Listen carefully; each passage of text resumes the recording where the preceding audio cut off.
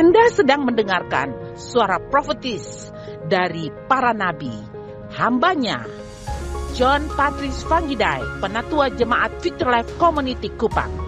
Dengarkanlah dan lakukanlah perintah Tuhan melalui para nabi, maka engkau akan berhasil. Selamat mendengarkan. Selamat pagi umat Tuhan, Shalom. Kita sedang berbicara tentang nilai-nilai kerajaan. Kekuatan dari nilai-nilai yang kita pilih itu dapat bersifat positive power, positive influence, atau negative power atau negative influence. Pengaruh kuasa negatif atau pengaruh kuasa positif dari setiap nilai yang kita pilih. Setiap nilai yang kita pilih ada kuasa di dalamnya. Memilih nilai yang tepat membawa kita menuju kehidupan sukses dan keberuntungan seperti yang Tuhan rencanakan. Haleluya.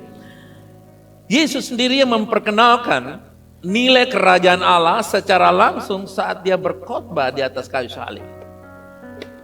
Bukan rasul, bukan nabi, atau orang kudus manapun, tapi Yesus sendiri di atas bukit, dialah yang memperkenalkan ide-ide, nilai-nilai tentang kerajaan Allah yang kita kenal disebut khotbah di atas bukit dengan sebutan Beatitudes, yang artinya terberkati. Beatitude juga dapat dipahami sebagai sikap, nilai, dan karakter. Coba katakan, sikap, nilai, dan karakter. Sikap, nilai, dan karakter untuk terberkati yang diajarkan oleh Yesus di atas bukit sebagai nilai-nilai atau pengarah kemudi yang akan membawa kita menjadi satu kehidupan yang sukses, diberkati seperti yang Tuhan rancangkan. Jadi khotbah di bukit memberikan kepada pengikut Kristus sikap, nilai, dan karakter yang benar agar terberkati, berbahagia, dan bahkan apa saudara? Sukses menjalankan kehidupan ini. Itu adalah bagian yang dirindukan oleh siapapun di bawah kolong langit ini. Orang tidak pernah merencanakan kehancuran dan kegagalan. Tapi orang merencanakan kebaikan, keberkatan, kebahagiaan. Nah, Yesus tahu, itulah sebabnya dia memulai karir pelayanannya di dunia ini dengan Beatitude. Dia mengajarkan Beatitude, nilai-nilai kerajaan Allah. Di dalam Matius pasal yang kelima dikatakan, kita baca bersama-sama 2-3 dengan suara keras. Baca. Berbahagialah orang yang lemah lembut, karena mereka akan memiliki bumi. Orang dan mereka ganti nama kita masing-masing. 2-3. Berbahagialah VLC yang lemah lembut, karena mereka akan memiliki bumi. Ganti orang di sebelah kiri saudara. 2-3. Berbahagialah karena mereka akan memiliki bumi. Haleluya. Nilai yang ketiga hari ini tentang karakter atau nilai karakter sikap yang terberkati, yaitu lemah lembut. Di dalam Matius pasal ke-11, Yesus mengajarkan satu prinsip. Dia bilang begini, diawali dengan berkata, "Pikulah kuk yang kupasang dan belajarlah padaku, karena aku profesor, doktor, karena aku lemah lembut dan rendah hati, dan jiwamu akan mendapat ketenangan." Ketenangan adalah sebuah gelar kehidupan yang dapat diraih oleh orang-orang yang menjadi pembelajar-pembelajar dari Yesus.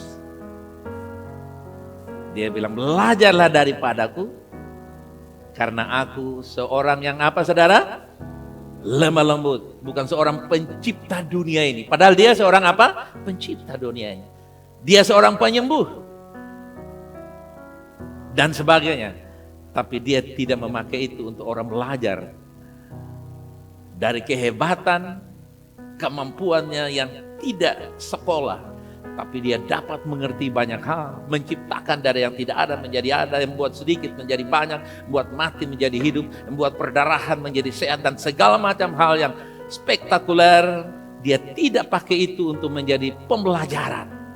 Tapi dia bilang, belajarlah daripadaku, belajar dari my life, hidupku. Karena aku adalah lemah lembut dan rendah hati. Jadi lemah lembut dan rendah hati sebuah paket kehidupan untuk menikmati ketenangan. Tanpa lemah lembut, Anda tidak bisa tenang dalam hidup ini. Yesus menyatakan dirinya adalah seorang yang lemah lembut, dan kita diminta untuk belajar daripada dia. Kelemah lembutan sebagai sikap hati, bukan intonasi kata, tapi lemah lembut itu sikap hati. Yang juga bisa mempengaruhi intonasi kita. Tapi lemah lembut itu bukan intonasi. Lemah lembut bisa merubah intonasi seseorang. Karena lemah lembut adalah sikap hati. Lemah lembut yaitu penurut, mau dibentuk, tekun dan setia. Penurut, mau dibentuk, tekun dan setia. Lemah lembut dimulai dengan sikap hati. Ya. Kita menjadi orang yang dibentuk dari dalam, atau lemah lembut dimulai dari sikap hati. Jika kita hargai seseorang dan mengasihi seseorang, pasti intonasi kita berbicara dengan orang itu lemah lembut. Ya? Kalau kita hargai seseorang, kita hormati seseorang, mengasihi seseorang, kita panggilnya Pak Boi, Mam Boi. Kalau kita lagi jengkel dan sebagainya, hei, kode dong makan saudara. Iya. Mari. Ada satu orang Belanda, dia hanya tahu kata makan tuh cek. Mari cek ya saudara. Saudara lihat. Kalimat kita bisa menjadi kasar atau lembut tergantung dari sikap hati. Kalau orang itu kita hargai, pasti kita ngomong dengan lemah lembut. Siapapun dia, entah suami, entah istri, entah anak, entah besan, entah siapapun. Mertua kah? Kalau kita hargai seseorang, kita akan berbicara dengan lembut. Tapi sebaliknya, lemah lembut, suasana dalam hati yang dipancarkan keluar. Yaitu sebuah kerinduan untuk mentaati Tuhan, sebuah kerinduan untuk melakukan kehendak Tuhan, sebuah kerinduan untuk menerima apa yang Tuhan sampaikan, dan dia rela untuk mengikuti apa yang Tuhan ajarkan. Sehingga setiap kali firman itu datang, dia terima dengan ya Tuhan. Seperti Maria, walaupun itu secara budaya memalukan dia, mengancam dia untuk dilempar dengan batu, tapi dia berkata, jadilah padaku seperti yang engkau kehendaki. Dia punya kelembutan yang luar biasa. Jadi orang yang lemah lembut adalah orang yang siap melakukan firman Tuhan. Dia percaya firman Tuhan. Firman bilang apa aja, dia lakukan. Dia tidak hitung kali bagi untung ruginya. Oh, ruginya lebih banyak. Maaf, itu bukan saya. Oh, untung lebih banyak. Ya, amin. Tidak. Tapi dia mau melakukannya. Kenapa? Karena kelemah lembutan adalah sikap hati, karakter, nilai yang terpancar dari dalam keluar. Coba katakan, dari dalam keluar. Apa yang dari dalam keluar? Apa yang dari dalam keluar? Yaitu kelembutan. Kelembutan. Jadi kata lembut di sini tidak berarti lemah lunglai. Ya, atau pasif. Sebaliknya kelembutan ini menggambarkan sikap yang penuh kendali. Kendali. Rendah hati. Ya. Tidak kasar atau arogan. Itu lemah lembut. Itu seperti itu.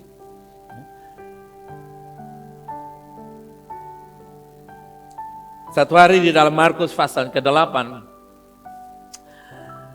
Yesus berkata kepada Simon dalam ayat yang ke-33, maka berpalinglah Yesus sambil memandang murid-muridnya.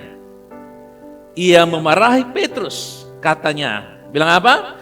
Nyalah iblis, sebab engkau bukan memikirkan apa yang dipikirkan Allah, melainkan apa yang dipikirkan manusia. Kata marah. Tadi katanya belajar daripadaku karena aku lemah lembut. Tapi sekarang kenapa? Dia berkata, hei iblis, berangkat kau dari sini, geser ke belakang. Dia tengking, dia marah. Jadi Yesus marah kepada Petrus karena cara berpikir yang salah. Di dalam Markus pasal yang ke-10 ayat 13, lalu orang membawa anak-anak kecil kepada Yesus supaya menjamah mereka, tetapi murid-muridnya memarahi orang-orang itu. Lihat, murid-murid lihat Yesus marah, mereka juga ikut-ikut marah. Tapi marahnya mereka, coba perhatikan ayat yang ke-14. Apa yang dikatakan di sana? Ketika Yesus melihat hal itu, ketika Yesus melihat mereka marah-marah atau marah kepada orang-orang itu, Yesus bikin apa dengan mereka? Ia marah dan berkata kepada mereka, biarkanlah anak-anak itu datang kepadaku, jangan menghalang-halangi mereka, sebab orang yang seperti itulah yang empunya kerajaan Allah.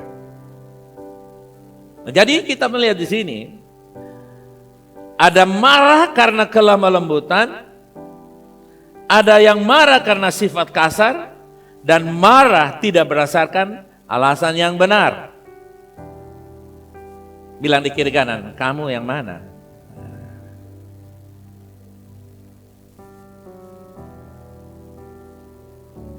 Sering yang mana? Pelanggan yang mana? Kebiasaan yang mana kamu? Kita yang mana? Yesus bukan marah-marah karena merasa paling benar. Dia marah bahkan tengking dengan Petrus karena cara berpikir yang salah. Jadi cara berpikir kita yang salah. Wih, Tuhan ini pasti tidak jawab beta. Beta, aku nggak layak nih. Aku nggak mungkin nih. Kita sebenarnya itu sudah ditengking oleh Tuhan. Ya, kita tidak rasa aja, saudara-saudara. Cara berpikir yang salah itu membuat Tuhan marah. Karena Tuhan sendiri bilang, kamu berpikir itu manusiawi, duniawi kamu. Kamu tuh berpikir seperti setan. Saudara lihat. Yesus bukan marah-marah karena merasa paling benar. Comelan karena merasa paling benar tidak mendidik tetapi menyakiti. Comelan dengan marah-marah tuh, kalau marah-marah agak sedikit tinggi. Comelan tuh di bawah sedikit. Jadi habis marah baru adiknya. Namanya apa? Jadi saudara dari marah namanya apa? Comelan. Omelan. Mengomel terus. Nah, mengomel terus itu dia melahirkan boto-boto. You know boto-boto? Komplain. Nah, dia bersungut-sungut. Suami main disunguti terus, istri main sungut, semua bersungut. Lalu dia bersungut, kenapa kok ini napas ini main jalan terus? Nah. Omelan saudara, comelan. Nah, seringkali kita tidak marah. Kakak, saya ini tidak marah, kak. Sungguh, saya ini tidak biasa marah. Cuman saya omelan 1 minggu 8 hari. Wow. Hebat. Omelan, saudara. Omelan adalah merasa diri benar, orang lain itu underdog. Istri merasa suami underdog, marah terus sama dia. Suami merasa istri itu underdog, marah terus. Papa mama merasa anak-anak itu underdog, main marah terus. Pemimpin merasa bawahannya itu underdog. Underdog itu artinya gak ada apa-apanya, main diomelin terus. Ya. Dari mimbar ini kita omelin jemaat, saudara. No, saya tidak pakai itu untuk omelin jemaat. Tapi bisa juga kita memakai seolah-olah kita paling kudus, paling benar, paling mulia, sehingga orang lain itu diomelin terus. Ketika kita mengomel seseorang, orang itu tidak akan berubah. Yesus tidak mengomel, Yesus tidak komplain, Yesus tidak bersungut-sungut, Yesus tidak berboto-boto kepada Petrus, tapi Yesus mengajarkan prinsip cara berpikir yang benar. Kalau kamu salah berpikir, kamu salah bertindak. Kalau kamu salah bertindak, nasibmu hancur. Dan kalau nasibmu hancur, resiko tanggung sendiri. Makanya yang kamu pikirkan itu berubah. Dan untuk sementara kamu geser di belakang setan. Perbaiki diri dan sudah beres. Nanti kita datang lagi. Kamu lihat cara aku mendiri. Murid-murid juga demikian. Mereka pikir itu mengganggu Yesus. Mereka marah. Kelihatannya marah itu baik. Tapi justru Yesus marah dengan mereka. Jadi ada orang tua yang mengandalkan marah. Padahal ketika dia marah, Tuhan lagi marah dengan dia. Ada hamba Tuhan yang lagi marah-marah dengan jemaat. Padahal Tuhan lagi marah dengan dia. Karena dia berpikir yang salah. Murid-murid beranggapan bahwa anak-anak itu menghalangi. Makanya berangkat bawa itu kerutuk-kerutuk, geser sana. Bikin kacau. Bahkan saya pernah dengar seorang pemimpin di satu provinsi. Dia bilang ketika anak-anak tunas bangsa datang kepada dia. Ini kode-kode mau bikin apa saudara? Kurcaci, bayangkan saudara. Padahal justru anak-anak kecil itu dikatakan biarkanlah anak itu datang kepadaku karena mereka yang apa? Karena mereka yang apa? Mereka yang punya kerajaan surga. Berarti kita numpang di kerajaan yang dimiliki oleh siapa? Anak-anak. Lalu kita bilang mereka kerutuk, kode anak. Kita bilang mereka kurcaci dan sebagainya. Karena kita merasa bahwa kita paling baik karena kita orang besar dan sebagainya. Atau kita punya nama besar, atau punya uang besar, atau punya pengaruh besar. Nah, saudaraku yang kasih, orang yang lemah lembut memiliki kekuatan batin yang disertai dengan kelembutan dalam cara mereka berinteraksi dengan orang lain. Mereka apa saudara? Sabar, dapat mengendalikan emosi, dan terbuka terhadap kehendak Tuhan. Wow. Orang yang lemah lembut memiliki sebuah kekuatan batin, ya. Dia punya inner power, ya. Dia punya kekuatan. Di dalam Mazmur 37 ayat 11 dikatakan, "But the meek shall inherit the earth and shall delight themselves in the abundance of peace." Dalam bahasa Indonesia bagus. Bilang apa saudara kasih bahasa Indonesianya? Orang-orang yang lemah lembut akan memiliki bumi dan akan bergembira karena apa? Kesejahteraan yang melimpah-limpah. Coba kita bayangkan. Tidak dibilang the power man inherit the earth, the power politicus, the power businessman, the power king shall inherit it. Tidak dibilang raja yang berkuasa menguasai bumi, politikus yang hebat menguasai bumi. Demik, coba katakan demik. Demik, orang yang lemah lembut. Berarti orang-orang yang lemah lembut, mereka punya power yang luar biasa, bukan amin? Demik, orang-orang yang lemah lembut, mereka itu akan mewarisi bumi. Wow. Kalau bumi saja diwarisi, masa tanah untuk bangun rumah gak dapat. Haleluya. Betul ya saudara, amin? Kalau bumi saja dapat diwarisi oleh orang yang lemah lembut, sembako, 4 sehat, 5 sempurna, makan, minum, sandang, pangan, papan itu selalu kecil. Haleluya. Kenapa? Karena demi orang yang lemah lembut akan mewarisi bumi. Warisan saya adalah bumi, kalau saya apa? Kalau saya apa? Lemah lembut.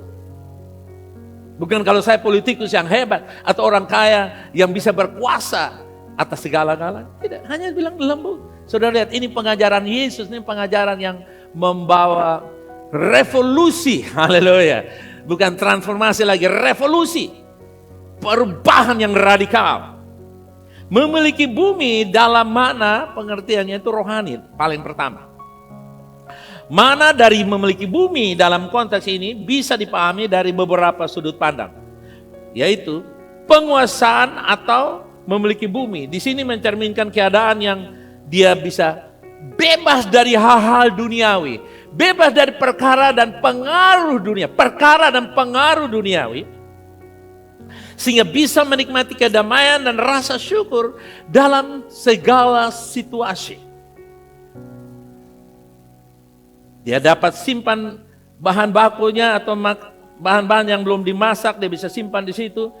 Dia bisa mencari Tuhan, beribadah, Selesai dia bisa masak. Dia bisa simpan pakaian-pakaian kotor di situ. Dia bisa taruh di situ dan dia berkata, oke, saya akan lakukan itu nanti. Sekarang bagian saya untuk mentaati Tuhan, mencari apa yang Tuhan mau. Orang yang lemah lembut dia dapat manage, dia tidak panik.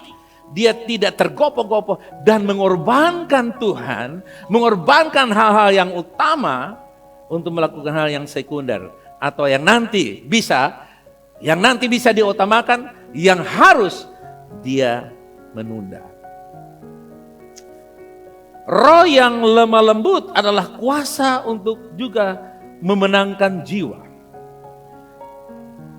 Saudara kekasih, dalam Galatia pasal yang ke-6, dalam bahasa Inggris bagus, brethren, if a man be overtaken in a fault, you are spiritual, restore such and one in the spirit of meekness. Coba katakan, spirit of meekness, come on.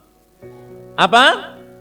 Spirit of meekness, concerning themselves, lest thou also be tempted. Dia bilang begini, bahasa Indonesianya, saudara-saudara, kalaupun seorang kedapatan melakukan satu pelanggaran, maka kamu yang rohani harus memimpin orang itu ke jalan yang benar. Dalam apa? Roh lemah lembut, sambil menjaga dirimu sendiri, supaya kamu juga jangan kena pencobaan. Berarti saudara kekasih, orang yang memiliki kelemah lembutan, itu bukan sekedar sebuah sikap saja, tapi dia punya spirit, punya semangat, punya kekuatan untuk bisa membawa pengaruh perubahan kepada orang lain. Nah, saudaraku yang kasih, prinsip ini Yesus ajarkan agar merubah manusia yang jatuh di dalam dosa dengan karakter yang bengis, dengan karakter yang begitu bejat, karakter yang membawa kehancuran, dan karakter yang merusak, ya, destruktif karakter, ya, sifat karakter yang menghancurkan dunia dan sekitarnya, menghancurkan orang-orang di sekitarnya, menghancurkan alam di sekitarnya. Manusia ketika mereka jatuh dalam dosa, mereka kehilangan kelembutan. Manusia menjadi pembunuh, perusak. Manusia menjadi penganiaya, pemangsa. Itulah sebabnya ketika dia berdiri atau dia duduk di atas bukit itu dan menyampaikan kebenaran dan diteguhkan oleh Paulus, dia menulis bahwa kita yang memiliki meekness spirit, roh yang lembut. Coba katakan, roh yang lembut. Nah, roh yang lembut ini, saudara yang kasih, adalah the power of self-control. Kuasa untuk mengontrol diri kita, untuk kita bisa menangkan orang lain, membawa perubahan kepada orang lain, tanpa ancaman, tanpa menyakiti, tanpa menghujat, tanpa merendahkan, tanpa merasa diri arrogant, sombong, dan merasa paling bisa. Spirit yang lemah lembut membuat kita berhenti dari omelan, berhenti dari persungutan.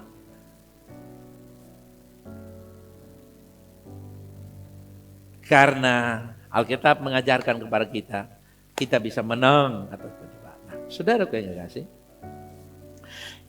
ini menjadi sebuah perenungan untuk kita mulai coba merenungkan kembali ke depan. Karena kondisi-kondisi yang kita alami hari-hari ini, kalau kita tidak waspada, kita akan lepas kontrol. Kita kehilangan kondisi di mana kelemah lembutan itu terpancar keluar dari dalam, tapi yang terpancar adalah aturan-aturan, hukum-hukum yang kita tegakkan dengan kekuatan mengancam, kekuatan yang mengintimidasi, sehingga mulai dari lingkungan kita, keluarga kita, rumah tangga, bahkan hubungan kita antara suami dan istri, orang tua dan anak, antara sesama kita, di dalam gereja pun bisa terjadi. Kehilangan pancaran kelemah lembutan ini diganti dengan aturan-aturan yang menurut pikiran manusia.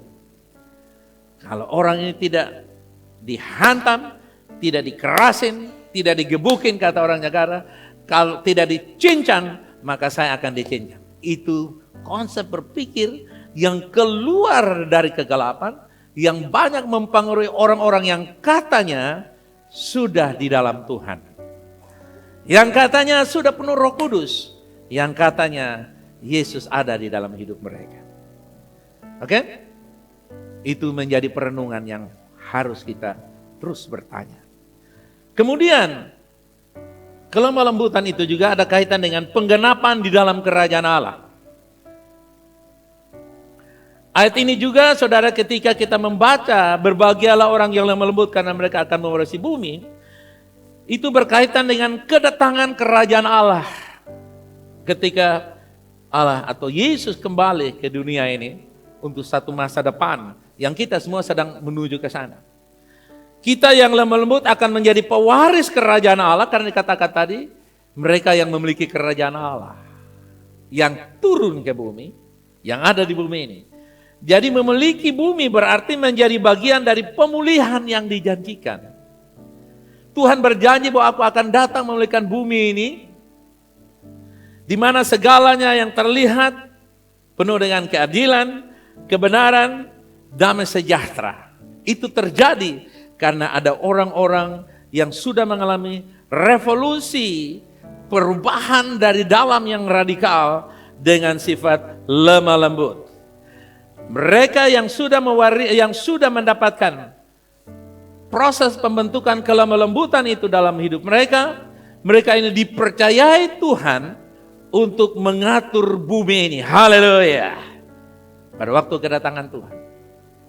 Jadi Bapak Ibu Saudara-saudari kekasih, kita lihat bahwa kelemah lembutan ini ada kaitan dengan hidup sehari-hari dan masa yang akan datang. Kelemah lembutan ada kaitan dengan apa, saudara? Hidup sehari-hari dan masa yang akan datang. Jadi sesuatu yang dapat dilihat, dipraktikkan, dimengerti. Bukan sesuatu abstrak awang-awang. Ya, oh, lemah lembut itu yang gimana? Oh, itu lemah lembut itu seperti buaya berkepala 7. Anda bisa bayangkan buaya kepala 7 itu yang gimana? Nah, itulah lemah lembut.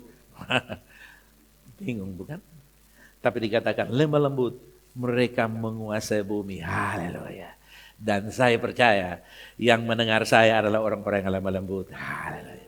Yang ada depan saya adalah orang yang lemah lembut. Haleluya. Kasih tahu di kiri kanan, penatua bilang kamu lemah lembut.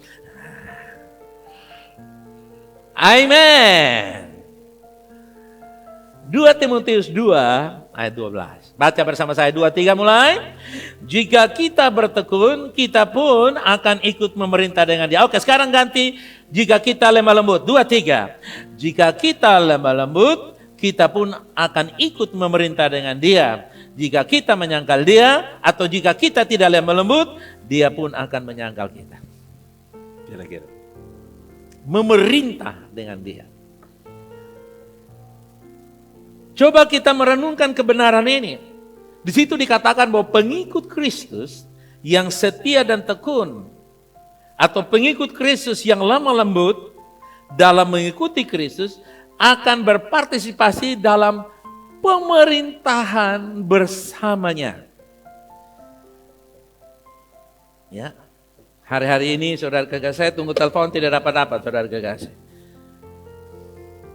Saya tidak telepon dari Papa Bro. Saya harap telepon saya jadi Menteri Agama, saudara kekasih. Ibu Veronica ada ganti saya, saudara kekasih.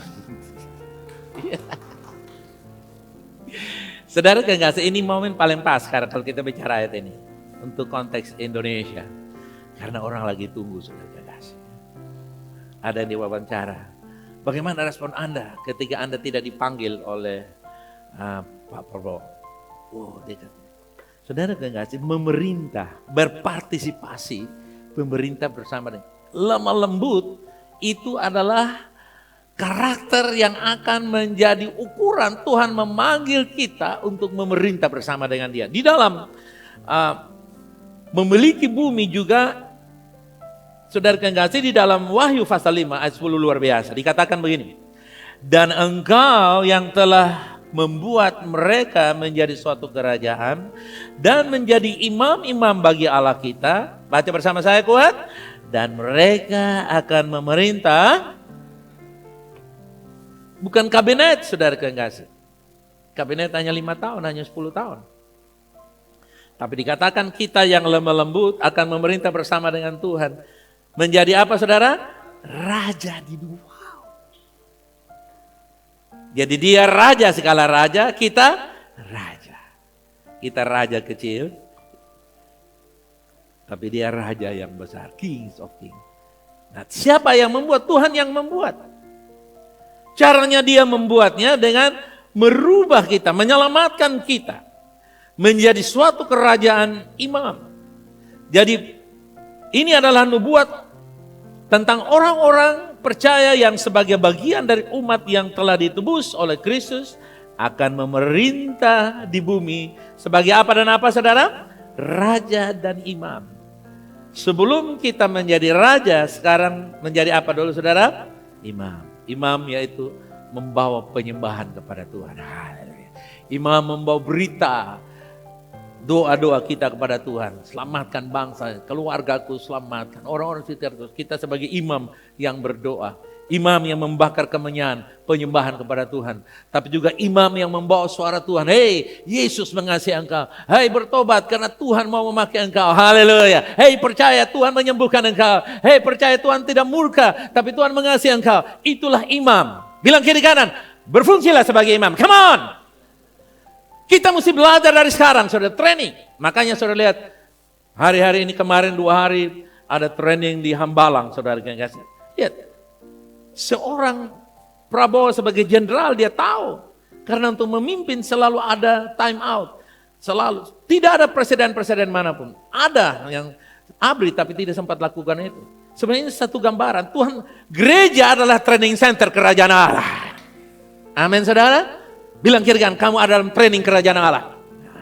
Kita bukan datang duduk dengar diam sambil menjadi ahli kritik. No way. Anda di sini untuk dilatih. Katakan. Kita dilatih untuk apa? Memerintah. Dimulai dengan imam. Tapi juga raja. Raja itu ciri-ciri khas raja adalah dia berotoritas. Haleluya. Kita lihat kepada beras yang kosong di tempat kosong. Kamu tidak cocok tempat kosong. Harus ada beras. Lihat dompet yang kosong. Kamu tidak cocok dompet kulit kosong. Harus ada isi. Haleluya. Kita memerintah mental kita. Jadi raja itu dimulai dari mentalitas raja. Mentalitas raja berhati hamba. Coba katakan demikian. Come on. Yes. Mentalnya raja. Tapi sikap hatinya hamba. Lihat orang lain minum air. Sini aku bawa ke belakang. Lihat sampah jatuh dia angkat. Lihat orang yang jalan masih cari bingung. Bapak bisa saya antar Bapak? Mau kemana? Saya arah Oepura. Bapak kemana? Oh saya orang siapa? Minta maaf, saya tidak bisa kau siapa. Nih 10.000, bantulah ojek. Haleluya.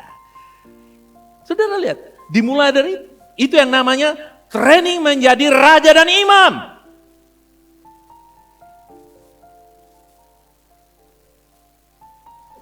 Memiliki bumi juga bermakna mewarisi berkat dalam kehidupan ini. Selain saudara kekasih, kita bersikap lemah lembut, kita juga memiliki relasi, hubungan dengan orang-orang lain dalam menjalani kehidupan ini, bukan? Nah, jadi kelemah lembutan adalah kita memiliki hubungan yang damai dengan orang lain. Selain kita memiliki kelemah lembutan, kita memiliki atau memungkinkan kita untuk hidup selaras dalam pergaulan dengan orang lain, menciptakan hubungan yang damai, yang kondusif. Kita punya hubungan yang cari musuh susah. Tapi senang kita mencari orang-orang yang bisa dijadikan sahabat. Itulah kelemah lembutan. Kita menciptakan hubungan yang damai dan konstruktif, membangun satu dengan yang lain. Orang yang lemah lembut, dia tidak memelihara musuh. Orang yang lemah lembut mengampuni musuh. Haleluya.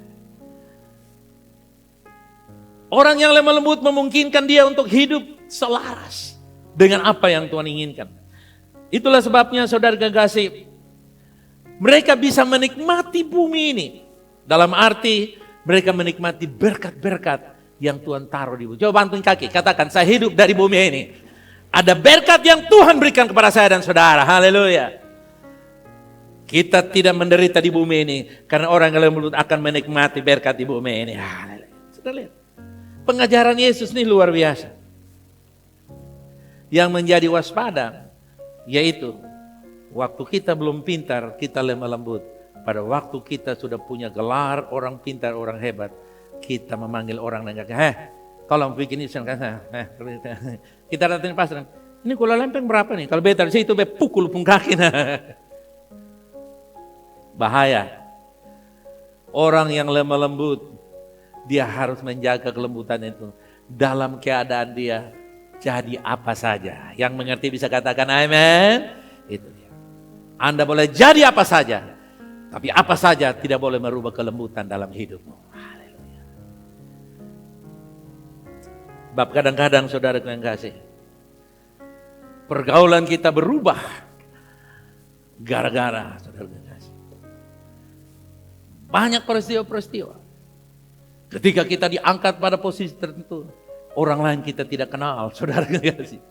Padahal ketika kita mencari posisi itu, semua orang kita memperkenalkan diri, saudara yang kasih. Dan sebagainya, dan sebagainya. Atau dalam keadaan kesukaran, semua orang menjadi sahabat kita. Begitu kita dalam keberkatan, kita tidak lagi menjadikan semua orang menjadi sahabat kita. Itulah tantangan yang kita hadapi sebagai orang yang lemah lembut. Jadi saya menyimpulkan begini. Jadi mereka yang memiliki bumi dalam Matius 5 ayat yang kelima adalah bagi mereka yang apa? Memiliki atau memilih nilai, sikap dan karakter apa? Kelemah lembutan, tidak mempertahankan ego, tekun, mau dibentuk oleh Tuhan. Tidak mempertahankan ego. Dari mana datangnya sengketa? Karena ego dipelihara. Peternakan ego. No way. Bilang di kiri kanan, saya bukan peternakan ego. Haleluya. Katakan, saya bukan peternakan ego. Walaupun ego itu berlimpah-limpah. Selama masih ada napas dalam badan kita, ego punya peluang ada. Tapi kelemah lembutan mengontrol ego. Haleluya. Ada orang bilang begini. Dia pikir dia saya bisa sombong. Beta juga mau sombong, lebih sombong dari dia. Ketika Anda berkata demikian, Anda membuktikan bahwa Anda mengontrol kesombongan Anda. Kan dia bilang, kalau beta mau sombong berarti baru mau toh.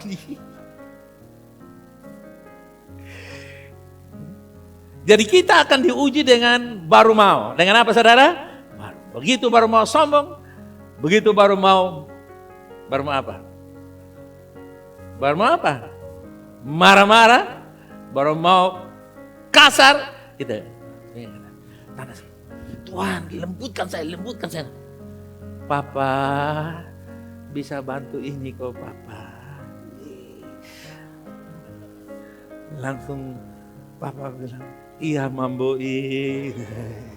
Kalau sandi dia bilang, Papa ada main kemudian. Papa, wetuli. Dia hanya kasih orang itu 3 kali sah. Saudara yang kasih, kita teruji setiap saat. Katakan, kelembutan dalam hati saya teruji setiap saat. Come on.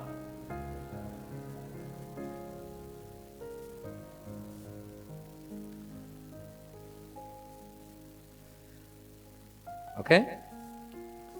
Nah, saudara yang kasih, nilai itu seperti kemudi. Kemudi adalah satu komponen terpenting dari sebuah kapal atau sebuah kendaraan. Jadi nilai artinya inti dan sumber kehidupan dan keberhargaan.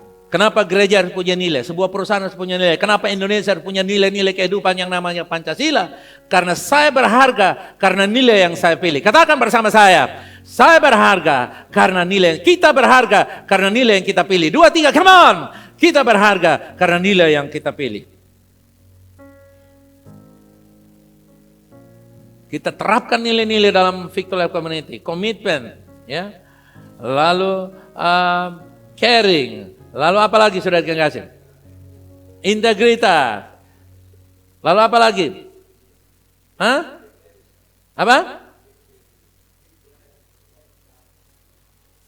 komitmen, integritas, caring, influence. Saudara lihat, itu adalah bagian-bagian dari kelemah lembutan. Kita tidak karang-karang sesuatu. Itu adalah bagian-bagian yang kita ambil butir-butir dari pengajaran Kristus. Oke? Nah, kita tahu bahwa ada 3 hal penting yang akan membuat kita bisa melakukan nilai-nilai itu dengan baik. Yang pertama, saudara yang kasih, yaitu memupuk. Nilai-nilai itu harus dipupuk. Nilai-nilai dalam jemaat 4 nilai, tapi juga nilai-nilai yang menjadi sumber inspirasi nilai, yaitu kelemah lembutan oleh Yesus. Kita harus pupuk dia. Pupuk dengan apa, saudara? Yaitu dengan kita selalu menjadi atau mendahului atau memupuk dengan cara mengutamakan hal-hal yang kita utamakan. Ya. Hal yang kita utamakan itu membentuk pikiran. Jadi apa yang saya utamakan itu mempengaruhi pikiran saya. Ya. Saudara lihat orang yang bekerja pada hari Minggu malam disebut, oh besok saya akan itu dia sangat, oh maaf saya tidak bisa datang karena saya besok Senin ada kerja gini. Kenapa? Karena dia sedang berpikir sesuatu besok Senin itu penting. Sehingga itu mempengaruhi dia punya tindakan-tindakan. Nah, pupuklah. Lemah lembut itu penting, amin. Itu penting, jadi kita harus berpikir seperti jangan siapa suruh dia begitu dengan saya, keadaan dunia udah rusak. Jadi kalau kita lembut orang tidak akan dengar kita, orang akan tipu kita. Siapa bilang? Karena lemah lembut itu power, haleluya. Bisa mengontrol situasi. Yang kedua, memprioritaskan hal. Ingat, hal rohani menciptakan hal jasmani. Bisa katakan bersama saya? Kelemah lembutan itu hal yang rohani, saudara. Kelemah lembutan itu bukan orang penakut, bukan orang yang tak berdaya, bukan. Kelemah lembutan itu bukan banci. Oh, kalau lu laki-laki model begini, lu banci. Kalau lu omong pelan-pelan dengan dia, lu sana tapa di kepala. Saudara, kelemah lembutan itu membuat Anda jantan, walaupun bukan ayam. Haleluya. Gentleman. Oke, jadi utamakan hal-hal yang utama. Coba katakan bersama saya. Ya. Hal yang rohani menciptakan jasmani. Tapi hal yang jasmani tidak akan menciptakan hal apapun. Jadi kalau orang tua juga mengajarkan anak harus seimbang. Lu belajar nak supaya lu pintar, lu hebat, lu kaya, lu bisa kasih mama uang banyak. No. Dan kalau kamu mencari Tuhan dan kebenaran, Tuhan akan menolong, memberkati engkau. Kalau Tuhan memberkati engkau belajar dan sukses. Dan kita diberkati, amen. Jadi kita mendidik anak-anak itu menambahkan hal-hal rohani dengan cara rohani. Membantu mama, membantu orang tua, membantu orang susah itu hal rohani. Tapi cara kita bilang dia, kamu jadi pintar, jadi hebat, jadi kaya, itu duniawi. Malah Yesus bilang harus miskin. Betul kan? Berbahagialah orang yang miskin. Tidak bilang orang yang kaya, orang yang hebat. Jadi kita mendidik anak-anak menjadi orang rohani dengan cara apa? Rohani. Mendidik diri kita menjadi rohani dengan cara rohani. Utamakan. Yang ketiga, saudara yang kasih, melalui pencobaan kita mengembangkan apa? Nilai-nilai dalam diri kita. Bilang kiri kanan, jangan takut menghadapi cobaan. Cobaan yang paling mudah kita hadapi, yaitu kalau ego kita disentuh. Kalau ego disentuh mudah apa? Tergoda. Ada orang, beta nih baik-baik, tapi lu jangan omong tak salah. Nah, dengar, yang tidak bisa omong salah itu hanya Tuhan Allah. Yang tidak bisa omong salah itu siapa? Jadi kalau kita bilang beta ini baik, beta jadi suami yang baik, tapi lu salah beta. Atau beta mau jadi bapak yang baik. Asal jangan biarkan ego saudara dimanjakan. Dilarang manja ego. Apa saya bilang? Dengan cara apa? Beta ini baik, tapi lu jangan korek. Artinya lu memang son baik.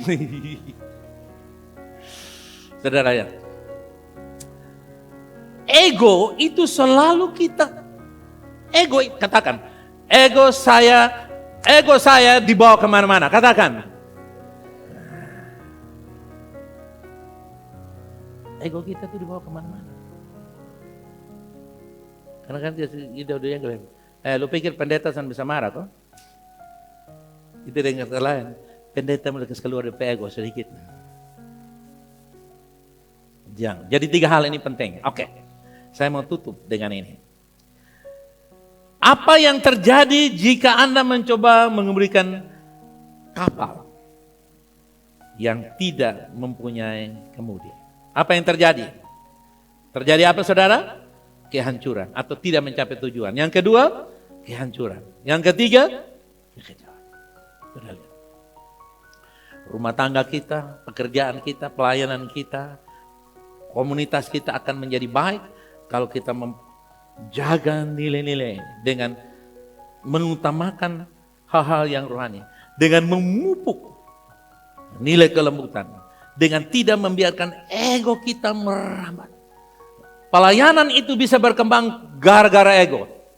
Emangnya lu aja bisa WL, lu aja bisa khotbah dalam bahasa Inggris, emangnya lu aja bisa 2 tumpang tangan orang sakit, emangnya kamu yang bisa bikin pengajaran, emangnya kamu bisa memuridkan orang lain, emangnya gerejamu saja atau organisasimu yang bisa. Itu yang menyebabkan banyak pelayanan berkembang karena ego. Dan itu beda-beda tipis saudara yang kasih, oke? Nah, ada 3 hal yang harus kita tanyakan untuk membangun ego dalam kehidupan kita. Yang pertama, bagaimana reaksi saya terhadap kritik atau masukan? Waktu orang kritik dengan kita jawab, besok tahu. Nah, ketika Anda mendapat kritikan dan katakan, saya udah tahu, itu tanda bahwa Anda tidak punya kelembutan. Waktu kritik, oh ya terima kasih, Tuhan berkati. Pernah saya diinjili, saudara yang kasih. Ya amin, amin. Terakhir berita sama Tuhan. Tapi nggak apa-apa, saudara yang kasih. Yang kedua, apakah kita cepat marah atau tersinggung jika dikritik? Apakah kita mau mendengar masukan dengan hati terbuka tanpa membela diri? Itu pertanyaan yang akan kita tanyakan. Yang kedua, bagaimana saya berkomunikasi dengan orang lain? Terutama ada konflik. Hei, suami istri, ketika Anda lagi kurang satu yang lain, bagaimana engkau memanggil pasangan? Hei papa dan mama, ketika Anda lagi jengkel dan marah kepada anak-anak, bagaimana engkau memanggil mereka? Bagaimana Anda berkomunikasi dengan mereka? Hei para pemimpin-pemimpin, kalau Anda berkomunikasi dengan orang-orang yang ada konflik dengan lingkungan kamu, atau kamu berkonflik dengan kepemimpinan di dalam lingkungan di mana kamu berada, bagaimana kamu respon dengan mereka?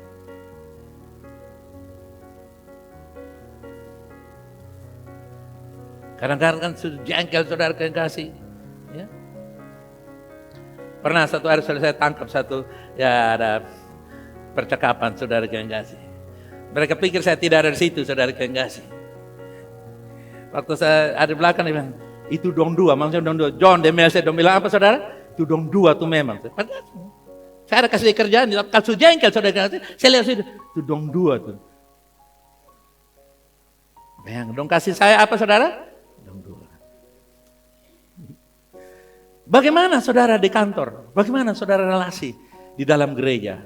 Waktu Anda menghadapi konflik, itu akan membuat Anda punya kelembutan atau tidak. Yang ketiga, yang terakhir, apakah saya lebih sering menuntut hak saya atau saya bersedia mengalah demi perdamaian? 3 pertanyaan ini kalau kita jawab dengan baik, kelembutan akan terpelihara dalam hidup kita. Nanti dalam konsel saudara akan lanjutkan, tapi pagi hari ini saya mau ngajak kita berdoa. Kita minta Tuhan ubah hati kita. Haleluya. Amin. Kita minta Tuhan membawa kita untuk kita bisa mendapatkan apa yang Tuhan ajarkan kepada kita. Haleluya. Amin. Mari kita datang kepada Tuhan, kita respon apa yang Tuhan sedang sampaikan kepada kita hari-hari ini. Tuhan Yesus, terima kasih buat kebenarannya hari ini. Kebenaran ini menjadi revolusi bagi hidup kami ya Bapa. Merubah cara berpikir kami Bapa. Merubah sikap hati kami. merubah nilai-nilai kami yang salah, nilai-nilai duniawi menjadi nilai-nilai kerajaan Allah. Merubah sikap hati kami, bahkan merubah hati kami. Haleluya. Terima kasih Bapa. Kami mengucap syukur untuk kebenaran ini Bapa. Haleluya. Kami mengucap syukur Tuhan. Thank you Lord. In Jesus name we pray. Dalam nama Yesus, semua yang menerima kelembutan dari Tuhan katakan, amin.